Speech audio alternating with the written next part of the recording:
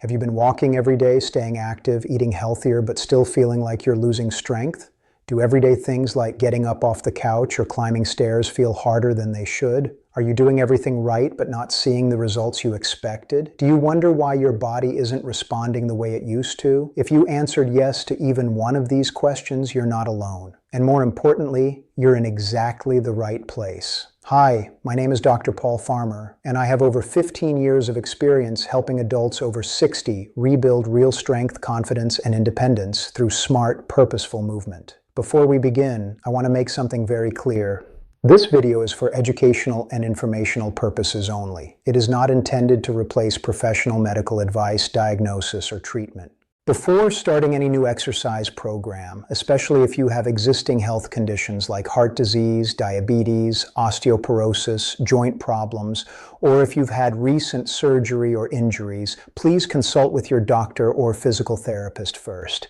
Everyone's body is different, and what works for one person may not be safe for another. Always listen to your body, and if you feel pain, dizziness, or shortness of breath during any exercise, stop immediately and seek medical attention. Now, here's the truth no one's told you. After 60, your body needs a different kind of signal to build muscle. Movement alone isn't enough, not even 10,000 steps a day. But this isn't bad news. In fact, it's empowering, because today I'm going to show you two simple movements that don't require any gym equipment or fancy routines. Movements that send a message deep into your body. It's time to rebuild. These aren't new. You might think you know them, but no one's explained them to you like this before. Because what if I told you these moves could do more than just strengthen your body? What if they could help you sleep deeper, improve your posture, restore your balance, and even spark the hormonal changes your body needs to thrive after 60? That's what we're about to unlock together. And if you've ever felt like you've been doing everything right but still not seeing results, feel free to share your experience in the comments. Maybe tell me your first name, age, or where you're watching from. I read every message, and your story truly matters. Now, let's start where real strength begins. Exercise 1. The wall push-up. The push that pushes back time. There's a quiet kind of strength we lose without noticing. The strength to open jars, to lift ourselves from a chair, to push a door with confidence. Most people don't realize they're losing it until they need it. But what if I told you one small movement done correctly could restore that strength and reignite the connection between your body and your will? It starts by standing tall and facing a wall. This simple press against a wall may seem too basic to matter, but what it triggers inside your body is profound. This movement sends mechanical signals deep into your muscle cells, prompting them to rebuild.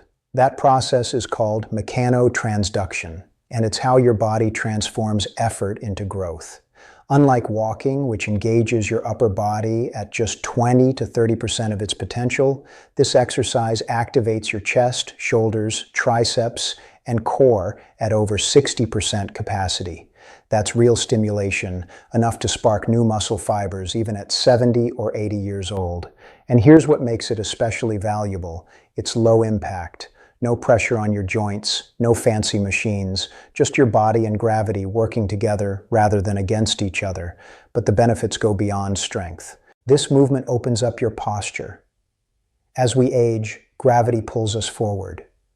Our shoulders round, our back curves, and our lungs have less room to expand. With consistent practice, this exercise strengthens the muscles that pull your chest open and align your spine. Better posture doesn't just change how you look, it changes how you breathe, digest, and sleep. It also strengthens your respiratory muscles. By controlling your breathing as you push and release, you train your diaphragm and intercostal muscles, which support deeper, fuller breaths. This can improve oxygen flow to the brain and muscles, reducing fatigue and sharpening your mind. And there's something else, neural activation.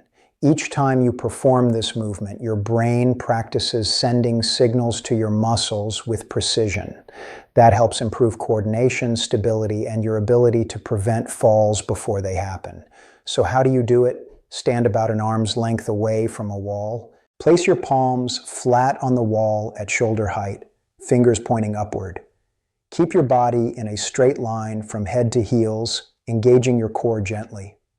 Slowly bend your elbows, bringing your chest toward the wall. Keep your elbows at a 45-degree angle, not flaring out. Lower until your nose is just a few inches from the wall. Then exhale and press back to the starting position. That's 1 rep. Start with 8 to 10 reps. Rest for 1 minute. Do 2 to 3 sets 3 times per week. If it feels too easy, step your feet further back to increase resistance. If it's too hard, move closer to the wall. Who should be cautious? Most older adults can safely perform this movement, but if you have severe shoulder injuries, recent rotator cuff surgery, or unstable joints, consult your physical therapist or doctor first. Always listen to your body. This is about progress, not punishment. I remember a woman named June, 71 years old, living alone, fiercely independent. She started doing this movement 3 times a week. Within a month, she noticed her back pain easing. By month 2, she could lift heavier grocery bags without strain. By month 3, she said something I'll never forget. "I feel like my upper body belongs to me again." And that's really what this is about. Reclaiming ownership of your body, reconnecting the strength between your brain and your muscles, rebuilding what time tried to take. This exercise won't make headlines, it won't break records, but it just might help you open that tight jar without asking for help, or push yourself up from bed with more ease tomorrow than you did today. And sometimes that's exactly where real power begins.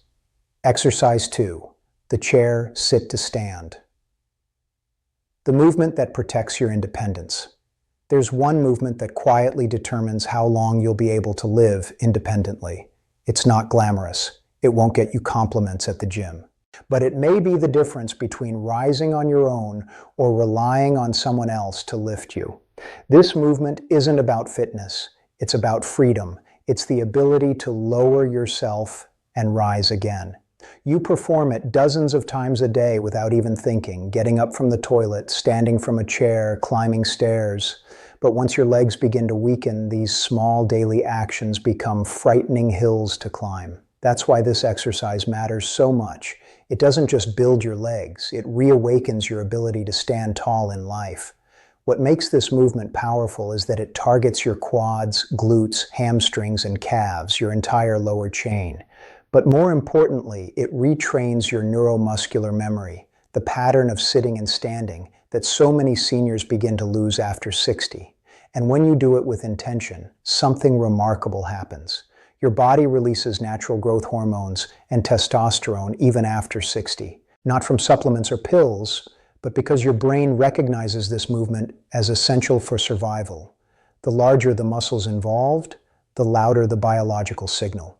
In fact, a study published in the International Journal of Environmental Research and Public Health tracked 200 seniors over 16 weeks. Those who performed this movement 4 times per week gained nearly 4 pounds of lean muscle. Not fat, muscle. Even more impressive, their risk of falling dropped by 50%. And that's not just a number. That's fewer hospital visits, fewer broken hips, fewer weeks spent in bed, losing even more strength. Let's go deeper. When you strengthen your glutes, your largest muscle group, you improve pelvic stability, spinal alignment, and walking gait.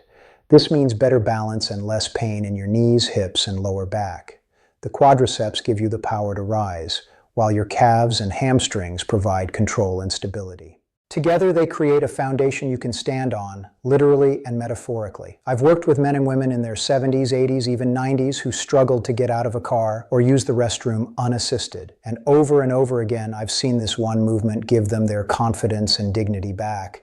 So how do you do it? Find a sturdy, non-slippery chair. Stand directly in front of it with your feet shoulder width apart, toes slightly turned outward. Extend your arms straight ahead at shoulder height for balance. Now imagine sitting in slow motion. Push your hips back first, not your knees forward. Keep your chest lifted and eyes looking ahead. Lower yourself until your bottom barely touches the chair. Don't collapse. Pause. Then drive through your heels and rise with intention. Squeeze your glutes at the top. That's 1 rep. Start with 8 to 10 reps. Rest for 90 seconds. Perform 2 to 3 sets 4 times a week. If you need to sit fully between reps in the beginning, that's okay. Progress happens in small wins. Want to make it harder? Hover just above the chair without touching. Want it easier? Use a slightly higher surface. Who should be cautious? If you have severe knee arthritis, recent knee or hip replacements, or struggle with balance, consult your doctor or physical therapist before starting. You may need to modify the depth or add support. I remember Linda, 68, who couldn't get up without pushing her hands into her thighs. After 6 weeks of practicing this movement 3 times a week, she told me, "For the first time in years, I got up from the couch without using my hands. I felt strong." That's not just strength, that's liberation. Because strength isn't about muscle size, it's about what you can still do with your body. And this one movement quietly restores your ability to keep doing the things that make you feel like you. This isn't exercise. This is preparation for a life you still fully deserve to live on your feet, on your terms. Practical advice: train smarter, not harder. If you're over 60, let me tell you something simple but powerful. You don't need to train harder. You just need to train smarter. Muscle loss with age isn't a life sentence. It's a signal, a nudge from your body saying, "I need you to pay attention." And the best way to respond isn't extreme workouts or trendy diets. It's consistency. Thoughtful, gentle consistency. 2 or 3 short sessions a week of focused movements like the ones I just showed you can bring back strength, stability, and confidence. Not overnight, but certainly over time. And remember, muscle isn't built in the gym. It's built in the kitchen and during rest. Make sure you're eating enough protein spread throughout the day, drinking water, sleeping well, and giving your body time to recover. These are the real building blocks of lifelong strength. Avoid comparing yourself to your younger self or anyone else. At this stage of life, function beats form. If you can move with control, stand with ease, and live with less pain, that's success. Don't chase intensity. Chase quality, chase purpose. And above all, be kind to yourself. Every rep, every breath, every attempt matters. You're not just exercising, you're telling your body, "I still care about you," and your body is always listening. Conclusion: strength isn't what you think it is. Real strength, the kind that matters most after 60, isn't loud. It doesn't show off, it shows up. It shows up when you stand tall after feeling unsteady, when you reach for a cabinet without fear, when you get out of a chair and no longer have to brace yourself with both hands. That's strength and that's dignity. You didn't watch this video for entertainment. You came here because something inside you still wants to fight for the life you deserve. A life where you move freely, breathe deeply, and trust your body again. These 2 simple exercises are more than just movements. They're reminders that you are not fragile, that age may change your pace, but it doesn't erase your power. That strength is not reserved for the young, it belongs to the committed. And you are committed. You wouldn't be here if you weren't. So today, let's stop waiting for a better day or a perfect plan. Let's stop saying someday and start saying now. Now is the moment to press. Now is the moment to rise. Now is the moment to begin again. And if any part of this message touched something in you, leave a comment below. Tell me your name, your city, or simply say, "I'm starting today." Because every movement matters, and so do you. You always have. You always will.